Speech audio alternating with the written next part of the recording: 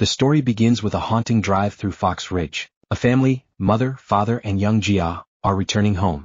Jia, cheerful and innocent, plays with a musical carousel gifted for her birthday.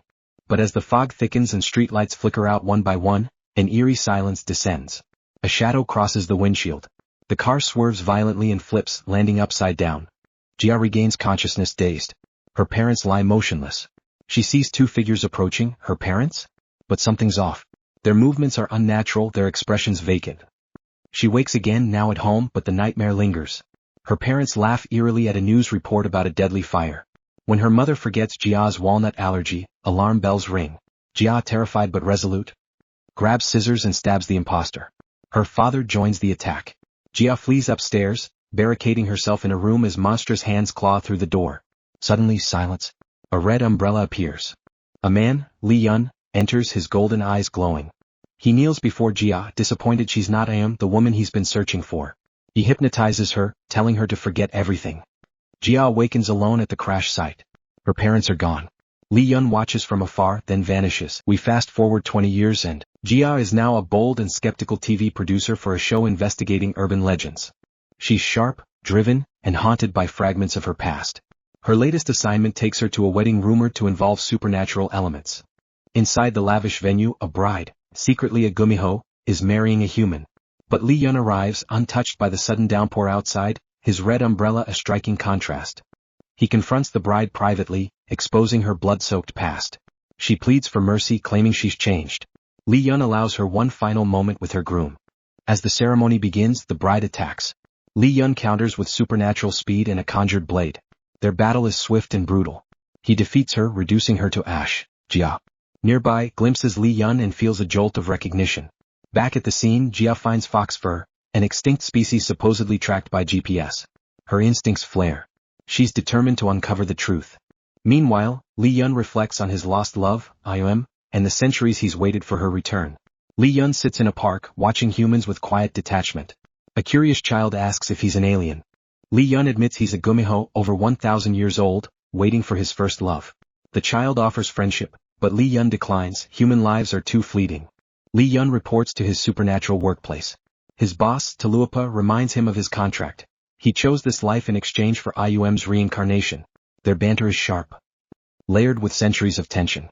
Lee Yeon is weary but bound by duty. Lee Rang-yeon's half-brother makes his entrance, charming, dangerous, and unpredictable. He manipulates Jia into meeting him, spinning tales about Yeon's monstrous nature. Jia sees through the act but plays along. Jia waits at a bus stop, following Rang's instructions. A drunk man collapses nearby.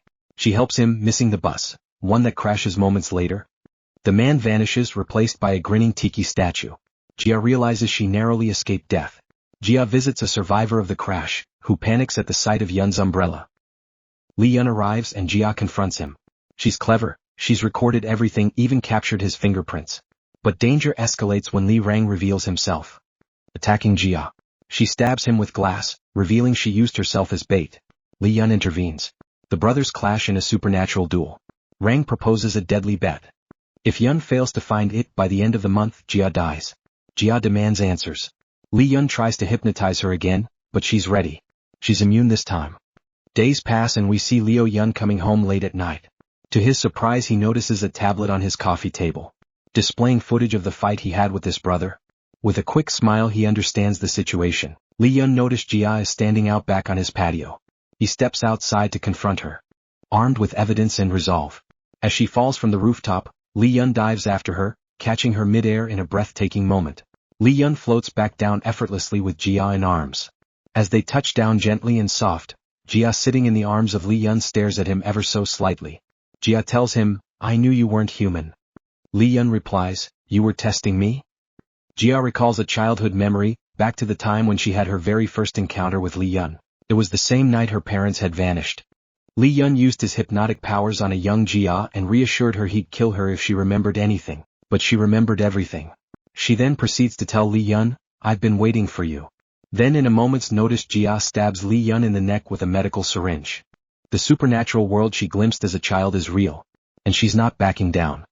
We begin the episode with Lee Yeon standing atop Baekdu Mountain, once his sacred domain as a mountain spirit. Feeling proud as king of the mountain. Thinking, "I'm the best." while continuing to gaze outward. He recalls the moment he met Ah-eum, a fearless little girl who treated him like a pet, stroking his head and smiling with warmth. She visited often as a child and well after she became an adult, bringing him his now iconic red umbrella. Seeing each other on daily basis to talk and laugh together, eventually their bond deepened over time, culminating in a kiss beneath the rain. But tragedy struck. Ah-eum was murdered. Refusing to let her go, Yeon froze the lake where her soul was being ferried to the afterlife, which would anger the ferryman. But Lee Yeon didn't care. He was deeply in love with her. So for a brief moment they looked upon one another and he breathed a golden fox bead into her, promising to find her reincarnation.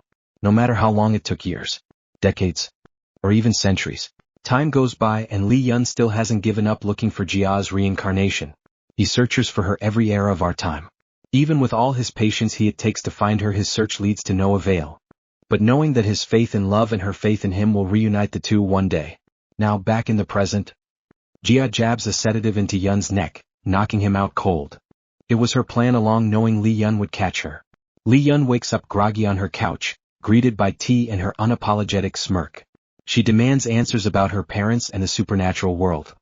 Yeon threatens to take her eye for seeing forbidden things. Jia, unfazed, agrees to the deal. Their verbal sparring is electric. She's gambling, not threatening. She drops the USB drive into her tea, signaling she'll erase the footage if he helps her find the truth. Meanwhile, Lee Rang and Yuri visit a funeral parlor, not to mourn but to revel in others' grief. Rang is recognized by a mourner who once made a wish at a fountain. Rang had wished for Yeon's suffering. The mourner had wished to marry his girlfriend. Rang offers to help, his smile dripping with menace. At the Supernatural Bureau, Hyun Eui gives a PowerPoint presentation to newly deceased souls about the 5 layers of the underworld. Yeon visits Taluapa, convinced Ah-eum has reincarnated. She warns him that finding her could unravel his destiny. Yeon doesn't care, he just wants time with her, no matter her form. Jia sits back at home watching old family recordings with a newfound hope that she may be able to unravel the secret to her missing parents. With this new revelation she begins to cry, longing for her parents. She covers her ears while crying, an old habit she developed. It helps to block out the rest of the world and bring back composure. As the family recording nears the end, a never-before scene emerges. Her parents are acting weird, holding some black ball. Dropping it, it rolls out from the screen and into Jia's hands. She lets out a horrific scream, then wakes up. It was a dream, a nightmare really. Jia meets Yeon at his favorite restaurant, the Snail Bride. He drops a bombshell. Her parents aren't registered as dead. Jia is stunned, tears welling up. She thanks him, her hope reignited. Yeon is moved by her sincerity. Their conversation shifts. Jia asks about other foxes and supernatural beings. Yeon confirms they're everywhere, living among humans. Back at the office, Jia's colleague Ah-eum receives a call. Her mother has died. Jae-hwan recalls a dream where Ah-eum was crying in black. Yeon overhears and deduces they're experiencing a contagious nightmare. He offers to show Jia the world she's been chasing. Jia lures a security guard into a locked studio and drops coins. His eyes glow, skin burns, and he devours the coins. He's a Bulgasari, a creature that feeds on nightmares. Yeon arrives and battles the creature with supernatural agility. Jia watches in awe. The Bulgasari pleads for mercy, revealing Rang sent him. Yeon knocks him out and warns Jia, she's just a human in a dangerous world. Enjoyed the drama without the drama? Tap like, hit subscribe, and I'll see you in the next one. Like the story? Hit that like button and subscribe so you don't miss the next K-drama recap.